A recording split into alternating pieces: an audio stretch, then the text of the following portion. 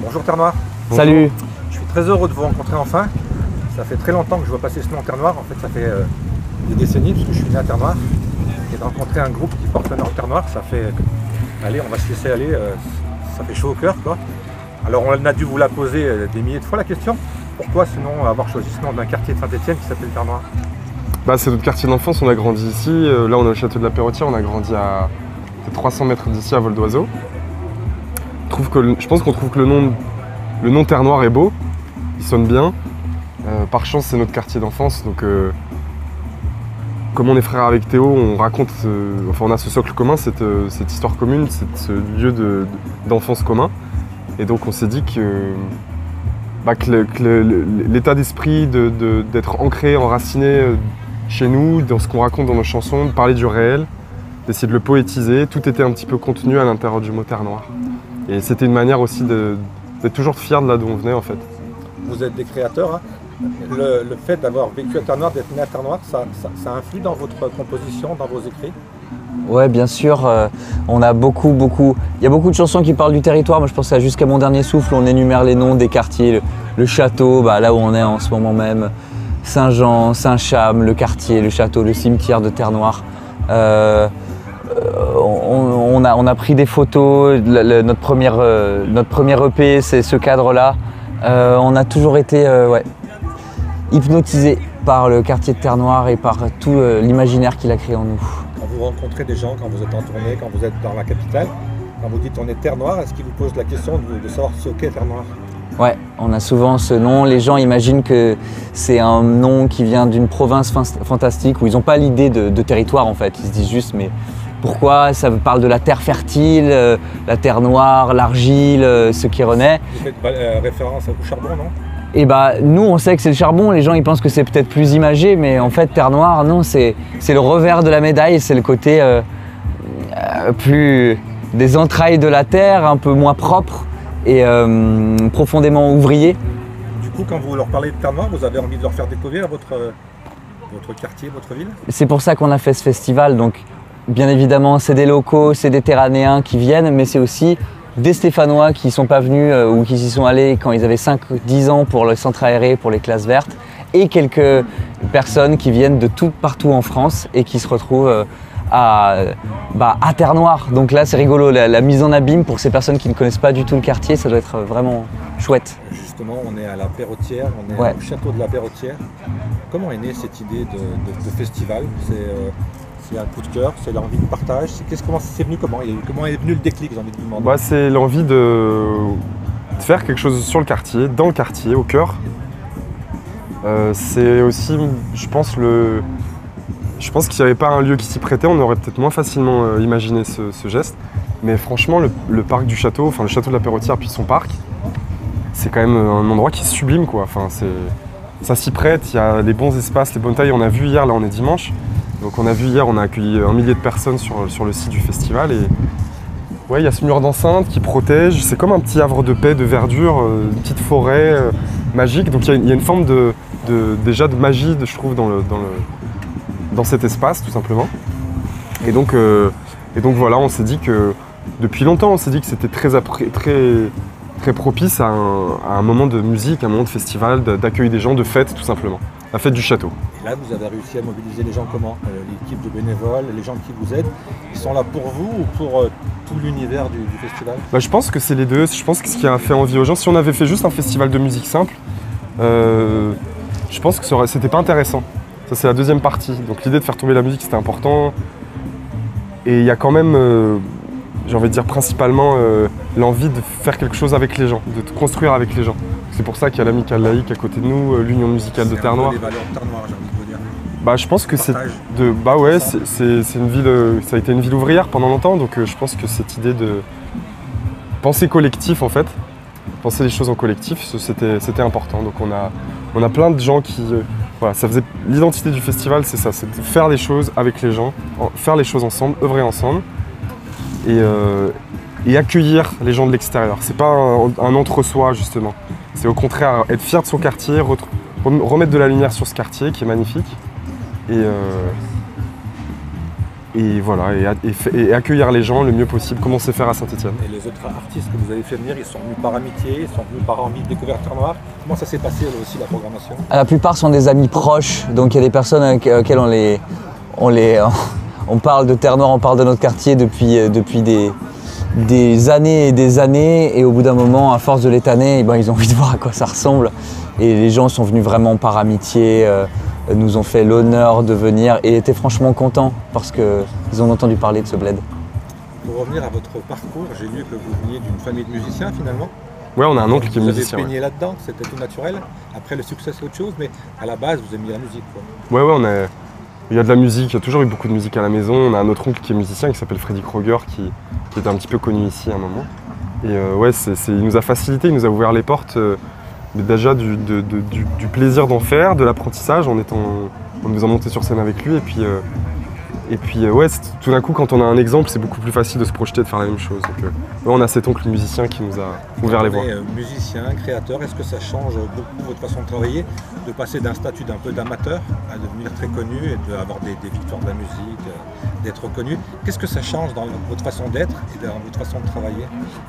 Je sais pas si ça change beaucoup de choses ou se professionnaliser, ça change, ça c'est vrai. Que tout d'un coup vivre de la musique, on a plus de temps pour créer, ça devient son métier, donc notre création c'est notre métier, il s'agit d'en vivre, donc c'est à la fois une chance extraordinaire et puis à la fois il faut quand même, il faut qu'on puisse produire aussi, il faut qu'on puisse continuer à tenir le cap, faire venir les gens au concert, faire des gestes, donc c'est des vies où on chôme pas, franchement, on est quand même des besogneux, Théo et moi, on travaille vraiment dur tout le temps.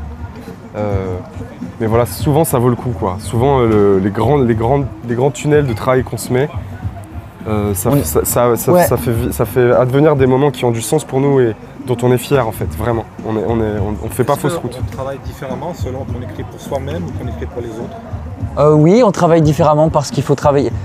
Travailler pour soi, c'est une gymnastique qui est intime et qui est propre à chacun. Travailler pour les autres, c'est se mettre dans un état d'esprit d'ouverture, d'écoute et surtout c'est formidable pour l'ego. C'est formidable de faire une gymnastique, de se dire je suis là pour toi et moi ça importe peu. Je vais juste t'aider à construire et à t'accompagner. Quand vous composez, vous commencez comment? C'est une idée d'air, c'est une idée de texte? Ça change. Ça change, c'est jamais la même chose. Un coup c'est le texte en premier, un coup c'est la musique. Raphaël écrit beaucoup. Il y en a un qui fait la musique, l'autre les paroles, comment ça se passe? À un début c'était plus ça, Raphaël faisait les textes et faisait les chansons et moi je m'occupais d'arranger. Maintenant ça bouge, Raphaël fait quand même la plupart des textes, mais moi j'en fais plus. J'écris les chansons, Raphaël écrit des chansons, ça vient parfois d'un bout de texte, ça vient parfois d'une idée musicale. Je crois qu'on n'aime pas trop les routines, se dire qu'on va toujours commencer exactement de la même manière. Ouais. Alors il y a un autre Stéphanois qui est fort célèbre mais qui n'est pas de Terre-Noire. On a dit qu'on essaierait de placer le plus possible le mot Terre-Noire. Hein. Ouais. Bernard Lavilliers. Et moi je voulais savoir comment vous l'avez rencontré, comment ça s'est passé. Oui. Et au passage, félicitations parce que la chanson est vraiment magnifique. Merci. Lavilliers, on l'a rencontré. Il y a son directeur artistique qui nous a contactés, qui s'est dit tiens, je pense que ça pourrait matcher entre vous. Donc il a organisé une petite rencontre chez lui, à Paris, et on est rentré dans cet appartement, dans cette maison même, et il y avait Lavilliers avec un chapeau sur la tête au bar, accoudé comme ça. Pardon. Un Panama. Avec un Panama accoudé au bar. Et on a passé une super belle soirée où tout d'un coup on a senti que le courant passait. Il est stéphanois, hein, ça fait longtemps qu'il ne vit plus ici, mais... Il est resté. Il est resté fondamentalement. Hein. Vous avez beaucoup parlé de Saint-Étienne la première fois? Tout de suite. Que de ça quasiment. Ça crée une familiarité et ça exclut aussi beaucoup de... Comment on dit en anglais, du small talk quoi, des petites... Ouais, c'est beaucoup de... Non, on a été tout de suite au vif du sujet. Ça met à l'aise. Ça met à l'aise. Et lui aussi, je pense que c'est quelqu'un qui est célèbre depuis très longtemps, donc comme quand on est célèbre depuis très longtemps, parfois je pense qu'on peut avoir tendance à se méfier des intentions des gens, parce qu'on est très sollicité. Et je pense qu'il a senti chez nous quelque chose qu'il reconnaissait de sa propre enfance, sa propre jeunesse, un état d'esprit en fait. Et je pense qu'on s'est sentis tous assez à l'aise. On était vraiment en famille et l'écriture de la chanson, ça a été un moment magnifique. Ouais. Parce que ça s'est fait exactement dans ça, on a travaillé sans se prendre pour rien du tout. Lui, il était très à l'écoute, on a fait notre travail, c'est un super bosseur. Il a fait son texte, j'ai fait mon texte, on lui a proposé des trucs, il nous faisait des retours. Tout le monde était bien exigeant, ce qui fait que ça a roulé en fait. Et, Quel bonheur, franchement ça met des frissons d'en parler encore. Entre cette première soirée et le début de chanson et le moment où elle est enregistrée, il se passe combien de temps? 4 jours. Non, on a peut-être mis plus que ça. Ah ouais, donc vous êtes vraiment créatif alors. 2 semaines, je pense. Oui. Elle était vraiment bien avancée en quelques jours. Et ensuite, le temps qu'ils reviennent, poser les voix, Oui, c'est ça. finir la prod. On est affiner. sur 2 semaines en temps global, mais on a fait 4-5 jours de session avec Bernard en cumulé. Ça veut dire que cette chanson, il n'y a que lui qui peut la chanter ou alors vous auriez écrit autre chose pour quelqu'un d'autre? Ça serait passé différemment. On aurait écrit autre chose avec quelqu'un d'autre parce que c'est Bernard qui arrivait, qui avait fait ses devoirs. Il avait déjà une bibliographie sur des textes de, si je dis pas de bêtises, de Anatole France ou Val Benoît, je sais plus, qui parle de l'arrivée en gare de Château-Creux. Un grand texte avec grand passage descriptif qui explique l'arrivée de la gare de chemin de fer qui devait être le cœur de ville à cette époque-là et qui amenait dans la ville. Et il avait besoin de trouver en fait ses références sur Saint-Étienne, d'aller voir des grands auteurs pour pouvoir s'inspirer des choses. Donc tu vois, je suis noire, je suis belle, je suis fumée, poussière, toutes ces choses-là, le premier couplet. En fait, il avait déjà réfléchi à toute sa structure de texte en amont, donc non, ça aurait été complètement différent avec un autre artiste. Il y a d'autres rencontres que vous avez envie de faire. J'imagine qu'on l'a dit, c'est une rencontre stéphanoise, mais est-ce qu'il y a d'autres rencontres que vous rêvez de faire dans le milieu? Je crois qu'on se dit rarement qu'on voudrait à tout prix faire un morceau avec un artiste. On adore quand les... peut-être une rencontre, hein. Franchement, quand les rencontres viennent à nous et qu'on découvre quelqu'un par le pur des hasards, c'est merveilleux. Et encore une petite chose, est-ce que c'est plus difficile d'écrire pour un homme ou pour une femme, ou c'est la même chose, ou il y a des variantes là aussi? Je laisserai Raphaël répondre, j'ai pas écrit beaucoup pour les artistes. Non, je dirais presque que j'ai plus de plaisir à écrire pour des femmes parce que c'est plus facile, enfin jusqu'à aujourd'hui, ça a toujours été plus facile pour les femmes de se livrer intimement pour délivrer des sentiments, leurs sentiments, leurs émotions. Plus difficile pour des hommes. Mais en tout cas, ouais, ça a été en tout cas pour moi plus fluide comme ça. La chanson qui fait découvrir au grand public, c'est quand même, entre guillemets, la chanson d'Intermarché. Hein, si Jusqu'à mon dernier souffle. Jusqu'à mon dernier souffle, qui est extraordinaire. Comment ça s'est passé? C'est Intermarché qui vient vous voir et comment ils ont connu votre chanson? Non, c'est un éditeur. L'éditeur, c'est une personne qui travaille avec nous et qui, lui, son travail, c'est de faire vivre nos musiques, en fait, de trouver des manières de les faire exister. Ça peut être dans des films, ça peut être dans des publicités. Nous, on ne voulait pas faire n'importe quoi, mais c'est vrai qu'on trouvait que ce spot publicitaire, il était au milieu du Covid, assez incroyable. Il respectait presque l'intégralité de notre chanson. C'était une pub très longue, de presque 2 minutes 30. Quand on y repense aujourd'hui, c'est vraiment délirant, quoi. C'est vraiment vertigineux. C'est vraiment un boost pour votre carrière, ça. Ça a été un boost extraordinaire. Incroyable. Je réalise pas, quand je repense, je me dis qu'on a été dans la petite lucarne pendant 1 mois, quasiment, très régulièrement. Puis les pubs n'impactent pas toujours vraiment, ça touche pas. Franchement, une pub, moi, ça me touche rarement, quoi. C'était surtout la bande-son qui touchait les gens. Mais je crois que la musique a touché les gens. Le mélange de cette histoire, parce que chacun a été quand même touché dans sa chair par le Covid. Tout le monde a un proche ou un proche de proche qui est parti, ou on a tous vu quelqu'un à l'hôpital dans notre vie et on ne sait pas ce qui va se passer. Je pense qu'il y a eu quelque chose, en tout cas. Avant de vous libérer pour continuer ce festival de Temps Noir, première édition, c'est quoi votre avenir dans les semaines qui viennent? On va prendre 3 jours de repos, 3-4 jours de repos, et ensuite il faut qu'on termine notre album qu'on va essayer de sortir courant 2024. Il est bien avancé, on est ravis, on a eu la chance hier, première soirée du festival, quand on s'est donné en concert de jouer 2 morceaux qui seront issus du prochain album. Et ensuite on repartira sur les routes. C'est un album qu'on pourra avoir dans combien de temps à peu près, vous le savez? Début 2024, ouais, comme je disais. Ouais, c'est bon. Voilà. On peut rajouter, on peut replacer un peu le mot Terre Noire encore. Il y a quelque chose. On va quand même faire un petit clin d'œil. Vous suivez l'actualité sportive. Vous êtes fan de l'ASS aussi? Un petit peu. Je sais pas trop. Je crois qu'ils ont gagné hier. Bah oui, c'est normal. C'est le week-end. C'est le week-end gagnant. C'est le week-end gagnant stéphanois. Si on se porte chance tous les uns les autres, ça sera parfait, quoi. Et vive Terre Noire. Vive Terre Noire. Il me vient à l'idée aussi une dernière petite question, un trait d'humour. Il y a aussi un chanteur régional qui s'appelle Mickey 3D. Oui. Qui est un peu, moi je trouve, un peu dans cette même mouvance que vous. Ouais.